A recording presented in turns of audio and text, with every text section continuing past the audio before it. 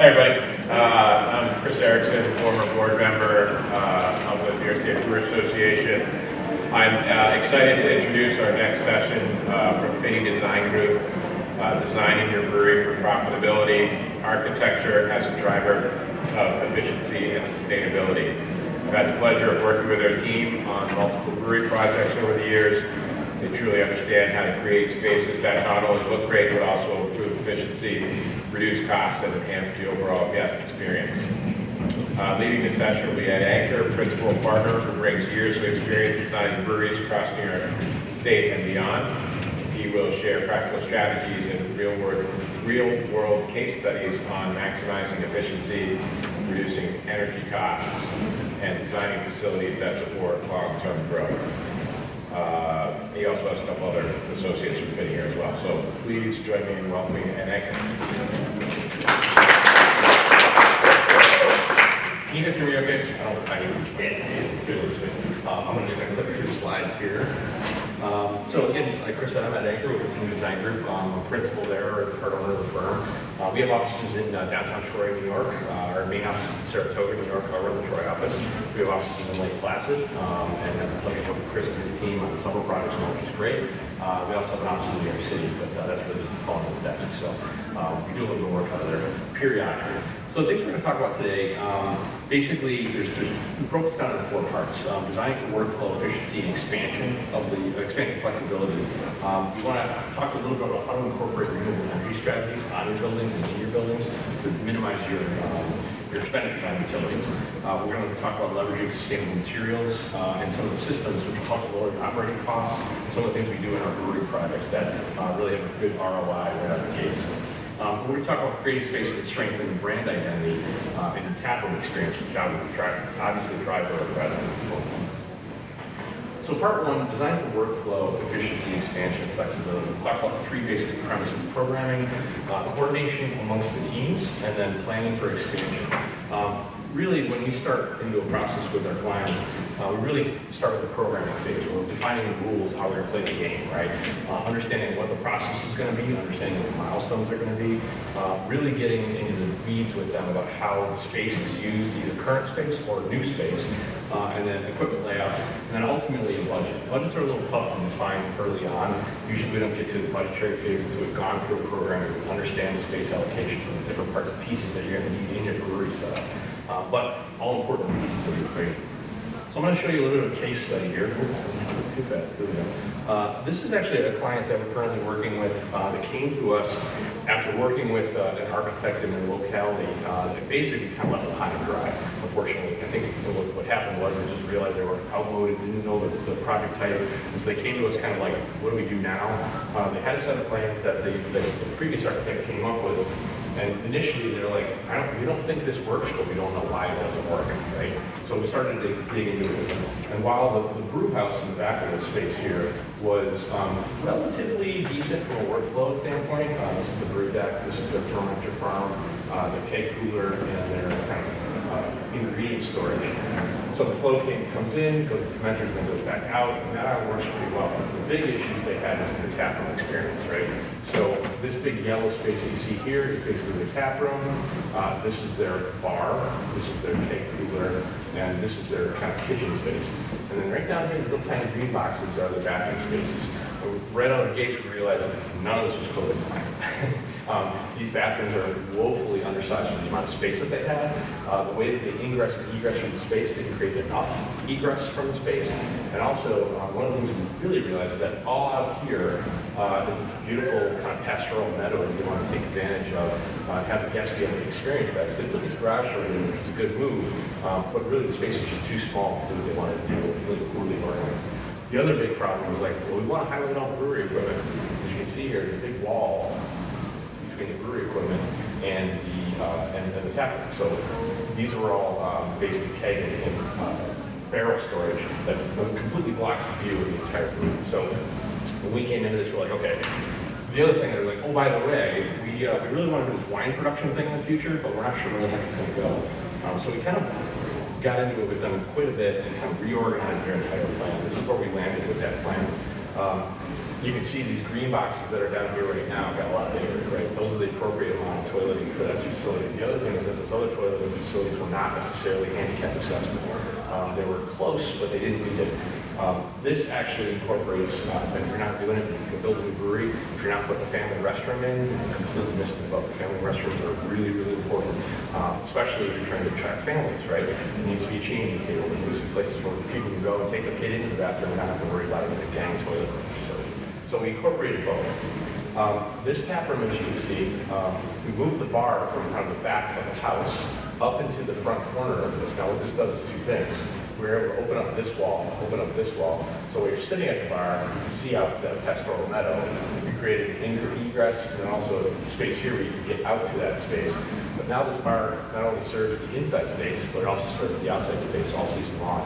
We open up the garage door, and somebody can sit on the patio and have to go into the building to access the space. We've done this successfully in a couple of different locations of bars that we work with, and it works out really, really well. The other thing you'll notice is that this back house space right here, this is the kitchen. The kitchen space we had previously was really, really, really undersized. We were able to make space to be able to have a pizza oven, an appropriate sized kitchen, an appropriate sized scullery, a place to clean everything. There really was no space for a true sink and hand wash sink and everything else that's necessary to meet code. And we also, what we did was we created this portal basically right here. So all these seats here are all lower, and then this is all barrel storage, but that's all lower. And this is the glass wall between the front of house space and the back of house space. We did a little bit of reorganization in the tap room. There's a lab here and some back of house bathroom space. And another thing that they didn't incorporate in the previous plan was staff has to go out and use public toilets to be able to, when they're working in the space, which is really kind of a no-no because it's completely different use types, and you don't want those people crossing. You don't want your brew staff having to come out in the middle of dinner service or a guest service and have to use the restroom. So we gave them back of house bathrooms. So at the end of the day, with a little bit of manipulation and really almost no additional square footage, we were able to really rework this space and make it work much more appropriately for the brewery, enhance their brand identity. We did a bunch of things on the interior design of the space which talk to how they deliver services and the type of food that they're going to be delivering. And then this is this wine production facility that we talked about a little earlier. It was an afterthought. They knew they wanted to do it. They had no property to actually have a vineyard there, so they were talking about doing that all in-house. But they really had no ability to plan for that, or we're going to afford that right now. So what we did is we gave them all the infrastructure in along this wall to be able to build this later down the road. So planning for the future, planning for expansion, without a lot of additional input. Yeah, I guess just to add two more things. The way the kitchen was laid out was set up for basically patrons to come and pick up their food. So whether we've got a lot of extra seating outside, so there's the opportunity for people to kind of duck in the side door, pick up their food, run back out. People from inside to go over and pick it up, which basically cuts your staffing cost because you've got less wait staff dealing with that. You've kind of got the self-service operation. And then the other couple of other things that were missing from that original plan was office space, admin space. Where are you running your hospitality side out of? Where are you putting your hops in orders from? Where are you going to have a quiet conversation or a meeting with six people to have your kickoff meeting for the day? So what we ended up doing was in that rectangle above the basically the bathroom, storage room, and electrical room.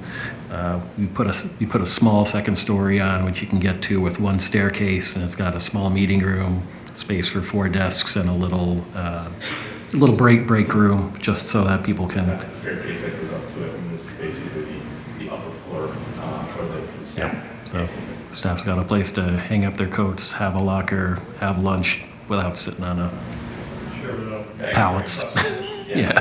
Well, and eventually out of the view of customers, but once you use the one on the back house, that makes people working, we allow that, but sometimes people don't want to be seen working, right? So it gives them an opportunity to get away.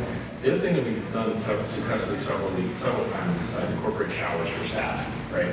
Sometimes staff like to ride their bike to work, or get close enough to be able to do that. Gives them a place to clean up even before after their shift. And also, God forbid, be an accident, so we douse. They have a place they can go for clean up. Yeah. It's not different than a safety shower, but absolutely safety showers are a must, but this is a place just to get clean after. Yeah, after you've mucked out a tank.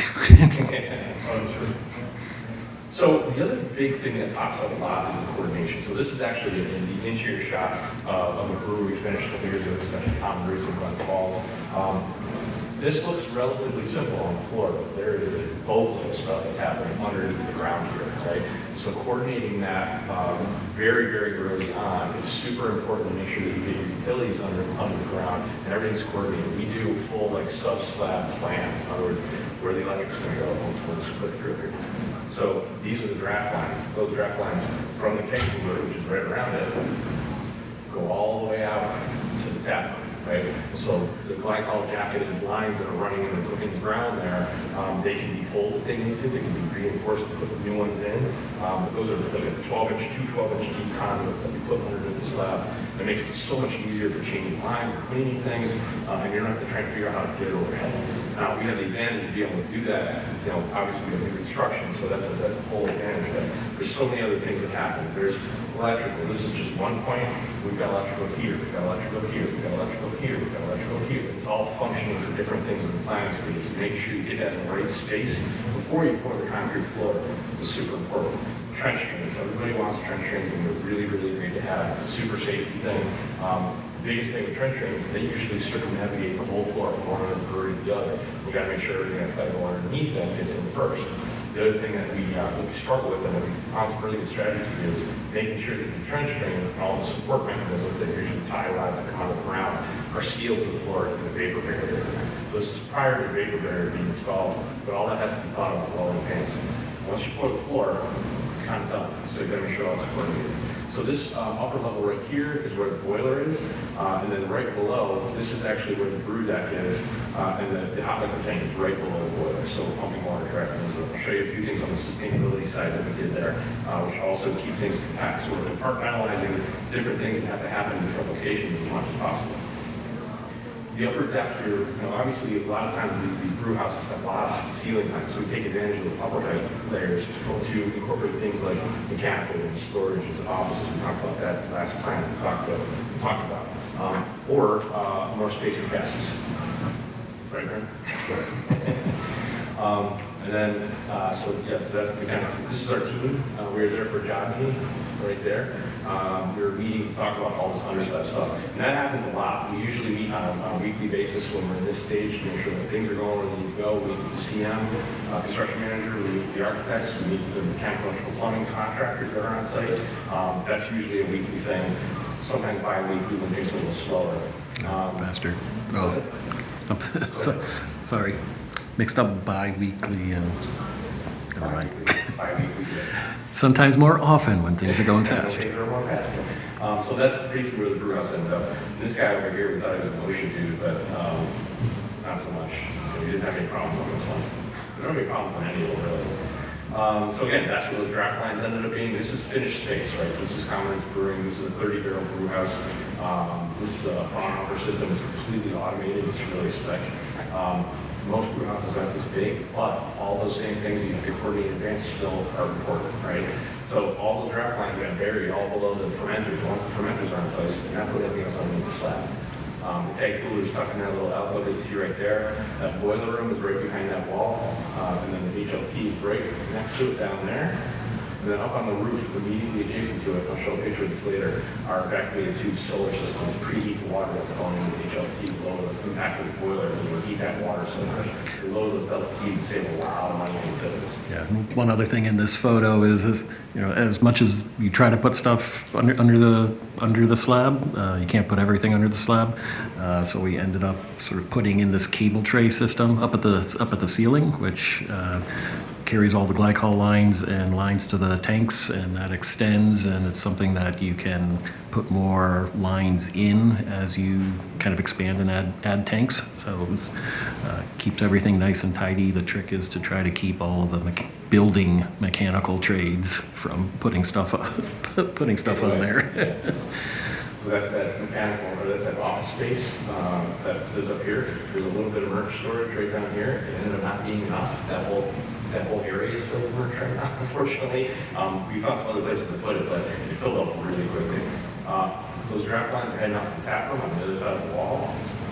Electrical everywhere through this thing. You can see there's so much equipment here that needs to have electric utility. And then obviously that's the brew house. And So the other big important thing to think about, especially if you're building new construction, and to some extent when you're using an existing building, is planning for expansion. This site in South Glens Falls, we use a pre-engineered metal building. This is actually from a company called Butler. But the nice thing about this frame, what's that? Butler building. It's a Butler Yes. building. Yeah. So these are individual, what they call vents. The nice thing about these individual vents is that if the brewery ever wants to expand either this direction or that direction, you can buy additional vents that are already basically pre-designed and you just add sections on. So there's a real method to the madness of why this is put together the way that it is. This space actually right here is where the tap room is. You can see the walls, the foundation walls here. They're not aiming in this picture, but planning and using a building methodology that you can expand to in the future is really pretty important. And then, since the Butler building is kind of an off-the-rack product, sort of the mezzanine in the office that we showed before, you kind of keep separate and sort of build a ship in the bottle. So you get the big, long span stuff delivered, plopped on, and then enclosed, and then you can, build your brew house, build the ship in the bottle, and you're enclosed. So. Exactly. So, kind of second part of this is incorporating renewable energy and passive design. I talked a little bit about the evacuated tube solar, but we spent a lot of time working through and kind of investigating whether it makes sense to use renewable energy. A lot of things we do with lighting, everything's LED these days. We don't use anything is an LED, and we try and minimize that and use the right light levels and color for the light is really, really important. And then ultimately the building envelope is going to put a jacket on the building is really, really important. Make sure the building's tight, make sure it's ventilated properly. This is actually Rivertrail, Ericson Brewery up in Cira Lake. Wildly successful. As you can see on the roof here, we basically loaded up that roof with as much solar panels as we could.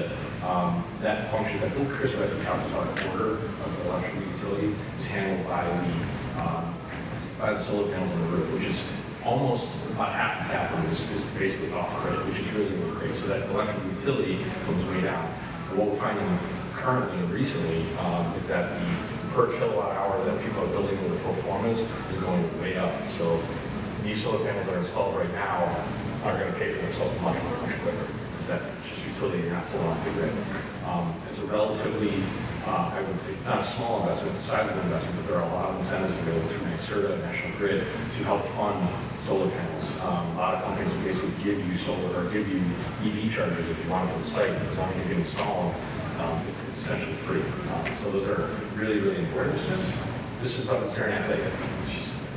I've done all 46 peaks, I must have missed that one. It's pretty new, so. Yeah. Unless you did them in the last 18 months.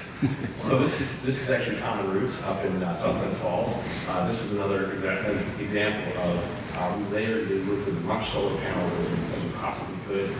The orientation of this building wasn't great, perfect for solar, but we did a bunch of studies with the solar panel provider to make sure that if we put that much on there, we're going to be able to generate the electricity. What's nice about this, and it's kind of cool, we have a monitor down in the tap room that shows the electrical use utility, and as the solar power is generated from it, literally in real time, how much power is being saved from the use of the building. And then these are these right here.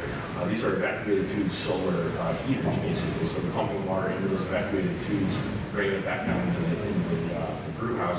Right below that is where the HLT is, so it's lowering the delta T on heating all that water. So it significantly reduces the cost to fire boilers. These do heat swimming pools. Yep, exactly. That's exactly what it is. Put the black thing up on the roof that you pipe the water through. And snow loads, no, picking up that roof. Nope. No, well, we designed for the snow loads. So the other thing we have to do, if we're back there, the other thing that's really important is not only design for the snow loads, but also control the snow. So you can see these are snow guards on the edge of the roof. So all this snow sloughs off, right, and it will. And it comes off usually in a grand fashion. So we got to control the stock from coming off and from landing on the ground. So it's as a code requirement that we do that. This location and actually Chris's location is just actually increase the snow loading requirements for the North Country, some of the North Country spaces up to about 100 pounds per square foot. So it's pretty significant. But again, we do all that code review way in advance, so you know exactly what we tell our engineers to design to. The other really critical thing, and we see it time and time again, there's usually not enough of it, is lighting and daylighting. It really comes down to making a safe and enjoyable work experience for your employees, right? The more natural light you bring in, the better just the work atmosphere is going to be. It also makes it a lot safer, right? So you're using natural light. It makes you have to use the overhead lights a lot less. We can use a lot less overhead light, but it's just bright, it's nice. We kind of got as much light as we could, natural light in the space on the down. The other thing you need to be mindful of, though, is that these are big, shiny, bright things. When the sun hits them, they get really, really glary. So we did a lot of glare control on the lighting that's in there to make sure that it wasn't going to create issues with people getting blinded. And it's a good efficiency strategy because obviously the more daylight you can bring in, the less electrical light you have to use. These are really high up on the wall, and they actually fill the entire brew space all the way in. We deliberately did them high enough so that they would filter light above the big tall fermenters that are in the middle of the space. So the building envelope is a really critical phase. All those other pieces that we just talked about, all are really kind of, I would say, meaningless, but aren't as important as making sure that your envelope is designed well. It's really nice and tight, right? So you can see you put a jacket on the door, insulation in the walls, making sure that the windows are really, really high quality.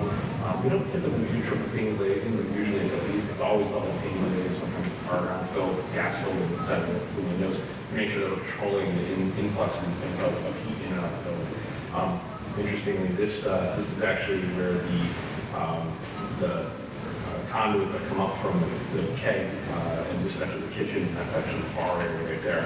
That comes up from the keg coolers, we run those to the ground, and we cut them off with a UV after that. All right, so celebrities, speakers for that? Sorry. Nope. Good? Okay. Sustainable systems and strategies. We like trying to reuse and use a lot of recycled materials, as much local material as possible. We'll talk a little bit about trying to make it, for those of you who already have a brewery, we can use renovations and changes and expansion, making the most of what you have and how to do that appropriately. Also building for longevity and maintenance, right? You want to make sure you're putting things in the building that are going to be an annual maintenance headache. And then how to reuse existing buildings. A lot of the things that we do are, like we've got this space, we don't turn it into a brewery. What's the best way to do that? So this is kind of an interesting slide with a bunch of different strategies here. So this is the interior concrete of the brewery on South End Falls. All of the wood that you see on the front of the bar and the wood that's actually on the signboard up above, it's all recycled. Yeah, I think that's barn wood, and then the wood on the ceiling is actually all recycled Doug fir bleacher seats out of a old high school. It's gonna get rid of their old bleachers and they have all this wood, so they went and dismantled it, and it was cool because we left a little bit of the holes where things were connected, and we use it as stress. Yeah, it's distressed. Yeah, it's really quite beautiful. All of this is all bleacher wood, and then we use it not only for the kind of aesthetic, but it also hides all the light fixtures, and it also creates a really great acoustic layer. It was absolutely gorgeous, straight grain, tight, not a knot. I mean, you can't find material like that, so it was a double advantage. It was like, we don't know what to do. It was basically gave it to them. We had a lot of work trying to figure out how to use it effectively, but it came out really nice. It does a great job of controlling the acoustics in the space. One of the things that we realized, and some of this is recycled wood, I couldn't see here, but we build these cavernous brewery spaces, and then we don't realize that we've got a bunch of people in there talking and carrying on and music going, and it's loud and it's obnoxious. We knew that going into this. We actually hired an acoustician to do a study of the space, so we can do that pretty effectively. They can do a model basically to accommodate that. What we ended up doing was these top panels. The reason why you see them kind of panelized like this are actually tectum. This is cementitious, so the spaghetti material you see up in the gymnasium panels. We put that up in there as a great acoustic product. It's relatively inexpensive and you change it black.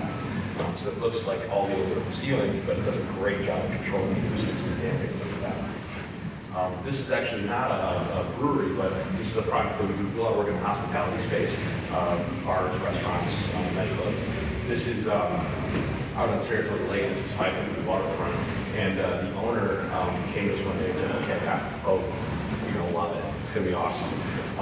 And he pulls it up on his trailer, and the boat literally falling through the trailer. It's like moldy and crazy. And like, okay, so here's what we're going to do. We're going to take this, and we're going to suspend it in the air right above the dining room. I'm like, I don't think we should do that.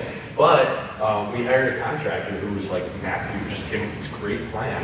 He basically reinforced the hull on the inside with spray foam, held it all together, kind of re-plastered the outside of it, or re-jumboed the outside of the hull, redid the wood.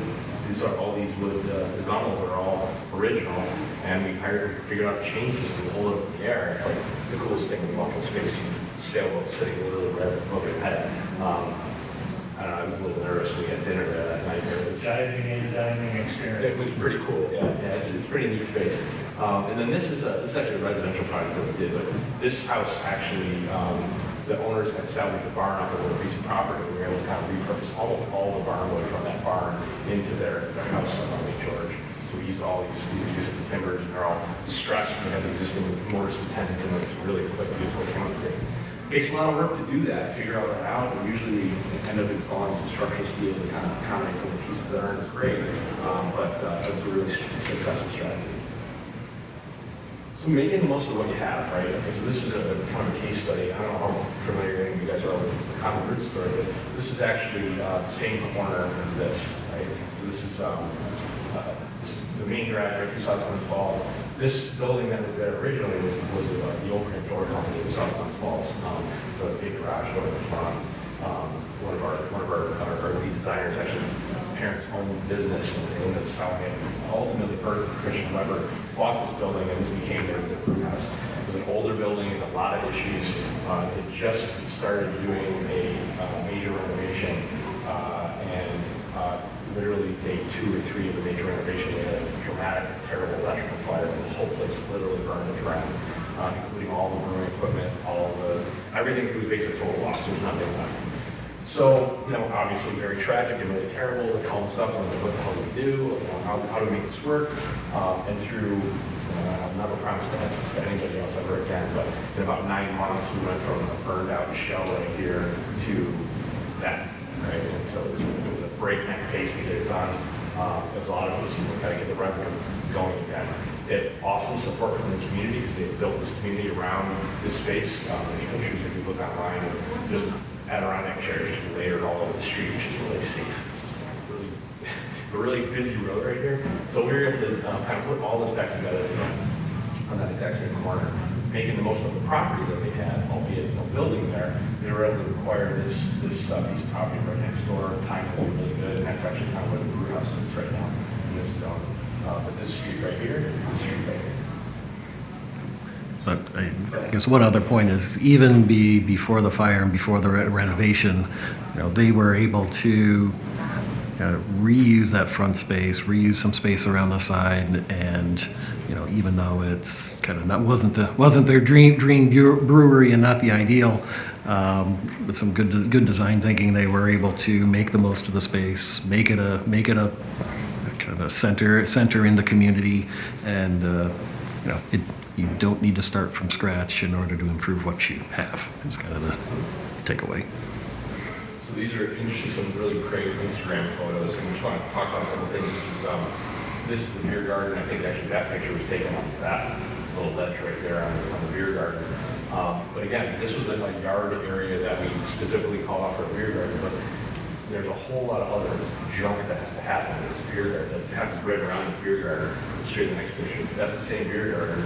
These are the grain silos. That's the dumpsters. That's the police station. And all this crap that's happening back here. There's a tri-axle truck that parks around the side of the building where all the spent grain goes into, and they feed it to the pigs down the road. It smells bad. So just by putting a little fence up here and increasing the ability for people to sit and seat low, and not necessarily be in that space, you're able to create a space like this and still hide all the stuff that's happening behind it. And the tap room blocks the noise from the road, and keeping stuff low towards the west kind of gives you those sunset Instagrammable views. So this building worked out so well, and they kept getting asked to do weddings. We don't do weddings. We just don't have the room for it. We have to turn people away, blah, blah. So they were actually, they acquired the property across the street. The other big thing is when the can prices went through the roof. They had to buy cans in mass quantity. It's something to think about in your own spaces. then there were a storm, right? So we went in there after a couple days at home, a couple weeks after that, the can crisis, we call it. The whole brew house, every square inch that wasn't being used for production, just had 4 pallet-high stacks of cans, and it was just a mess. So this facility actually is their cool shed, which is in the front window here, and the rest of this is really their can storage and grain storage. And it's right across the street. Another Butler building. Yep. Yep, Yep. exactly. It's actually can't go the other direction. Yep. This site has a big garage door that is directly across the street from the garage doors where the brew house is, so they can literally run the forklift right across the street. Thankfully, this is not a very busy road.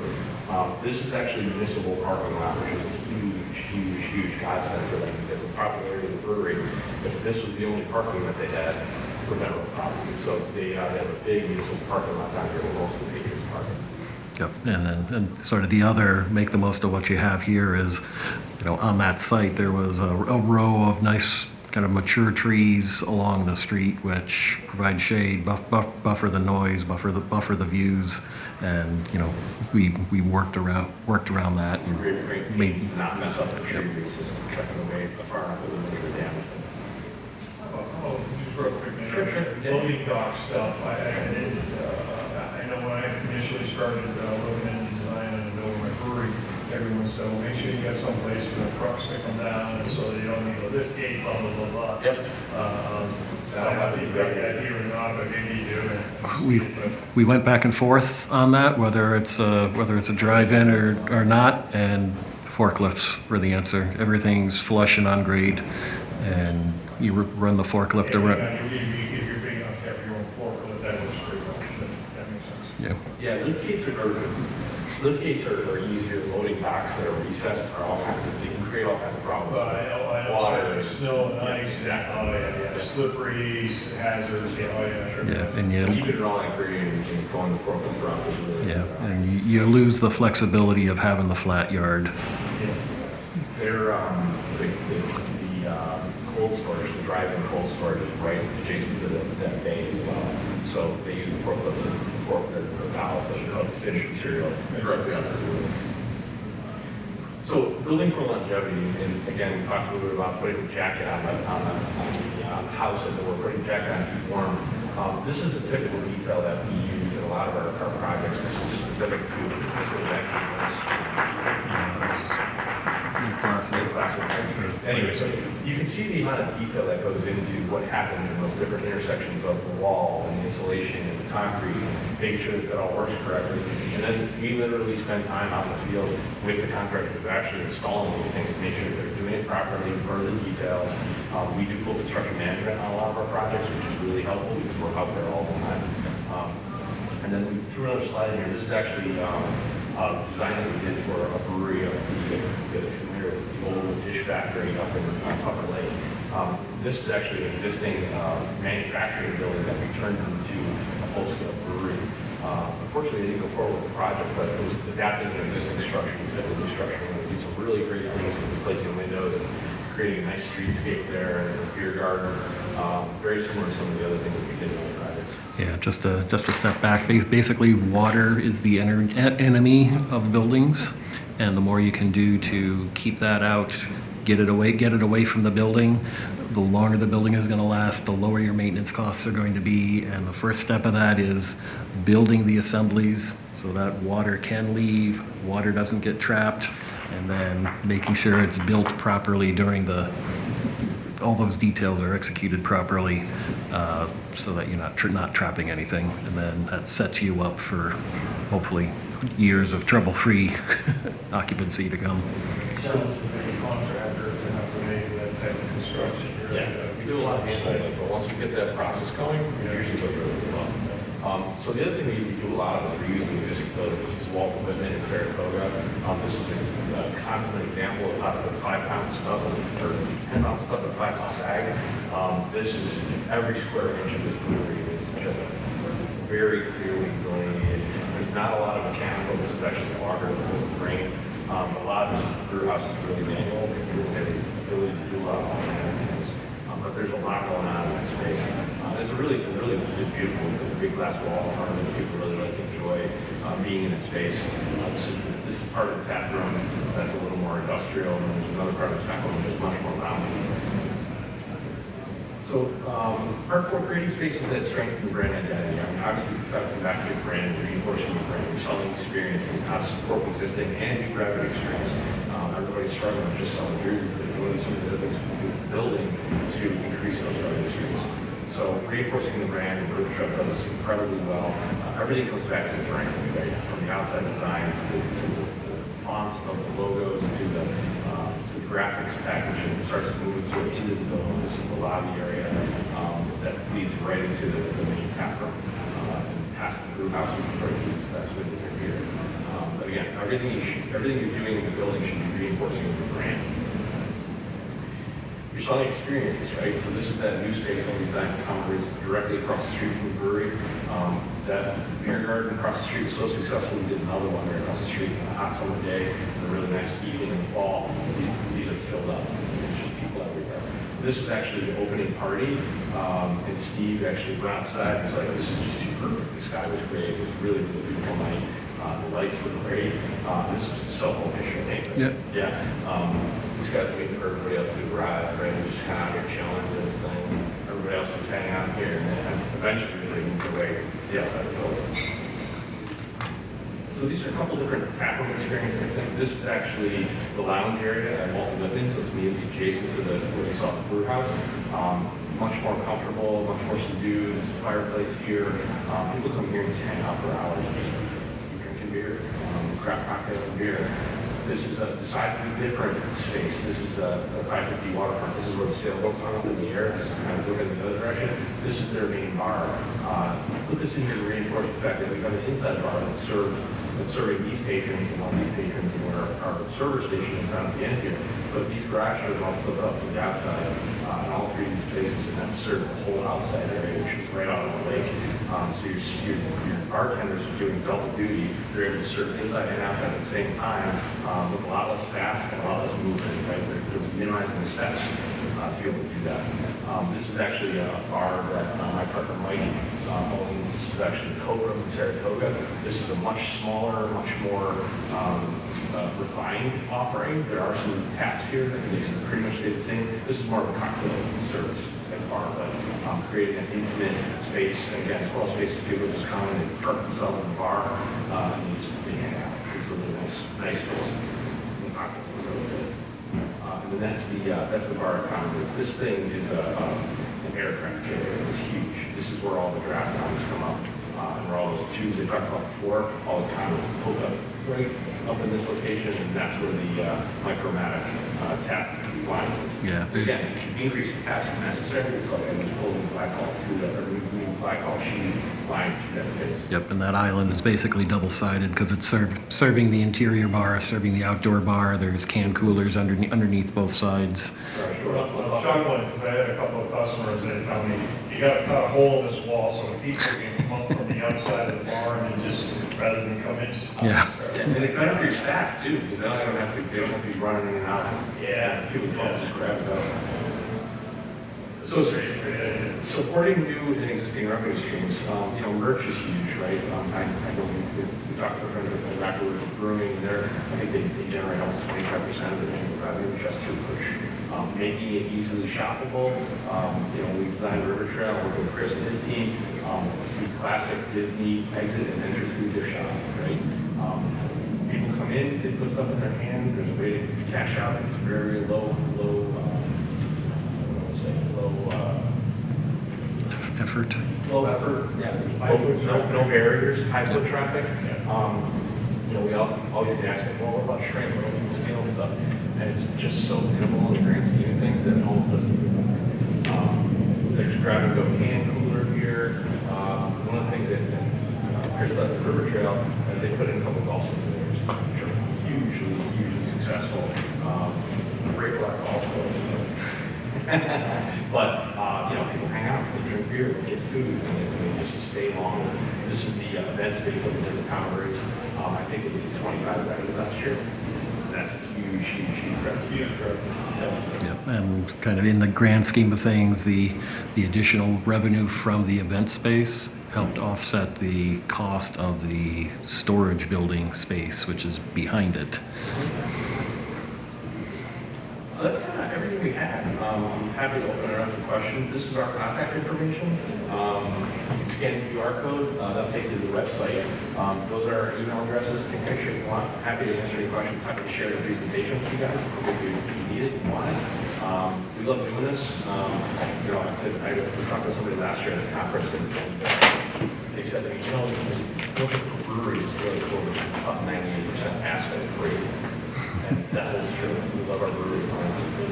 So thanks, guys. Appreciate it. Anybody have any questions?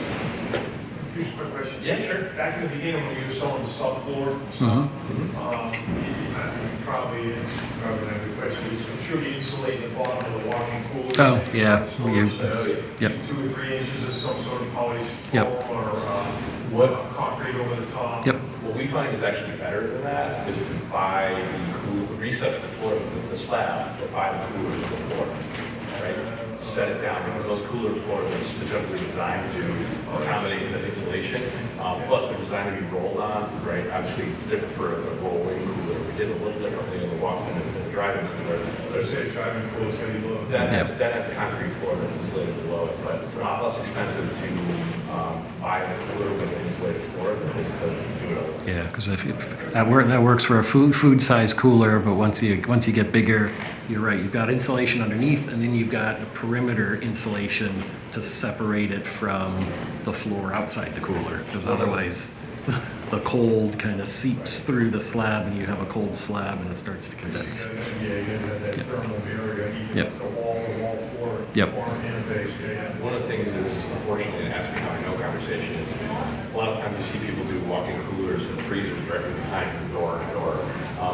We learned, unfortunately, the hard way, that if you do not insulate in between the cooler and the freezer, exactly in the same spot underneath the doors, that freezer is going to freeze the water, and that freeze, basically all the water coming out of the freezer, and it creates a slick right in front of the door. So we try and separate those boxes completely, or keep them separate, or that detail has to be really, really well figured out, because that can be a problem. And keep the beer cooler separate from the food. Yes. That's actually DOH. A little less than they all complain about foamy beer. They go, well, did the cook leave the door open? Oh, yeah. Yeah. He's going in and out of the beer cooler 17 times that shift. Yeah, that's why. Yeah, and the beer wants to live at a different temperature than the food and what's in the freezer. I think one thing to sum up, or one takeaway, is kind of regardless of the project you're starting on or what the scale is, start with lists. Think of what is it I want to do, what is it I wish I could do, what is it I have to do, whether it's, I want to serve good beer, I want to have 18 people at the bar, or I need some places to do invoices, or kind of all the little mundane stuff, and kind of all the, the pie in the sky stuff, and that starts to set up, the rules of the game and the puzzle to solve. And sometimes you can come up with creative ways that kill 2 or 3 birds with one stone. So kind of that initial, yep, go ahead. I just want to remind everybody, we're going to share the presentation. Everyone that has heard information on that will report the customer around. So I'll find pulling that out before you take off. That way we can keep in touch with each other and get your presentation. Thanks, everybody. One more question. When you're designing the tap room piece, are you thinking about retail, like coolers? Sorry, I missed that. Always. Yeah, grab and go Where is cooler. your general principle of where those grab and go coolers are placed? The best spot to put them is where your staff can administer them as easily as possible. Right. So at Common Roots, the main entry, you come in the main entry, the first thing you're looking at is the can coolers, right? Okay. They're pretty, they have great colors in them, it's a really great aesthetic, but it's also immediately adjacent to the bar. So if the bar staff can administer the can cooler, we've had some situations with the can cooler is on the other side of the room, and the staff, people have to grab it from all the way across the bar and try and buy it. It just doesn't work very well. So it's making your staff's job as easy as possible, and also, frankly, being able to limit the amount of staff you need to run the operation effectively is really critical. Yep. And then also being able to try to keep that in and out, grab and go traffic out of your restaurant and not be disturbing people. Yeah.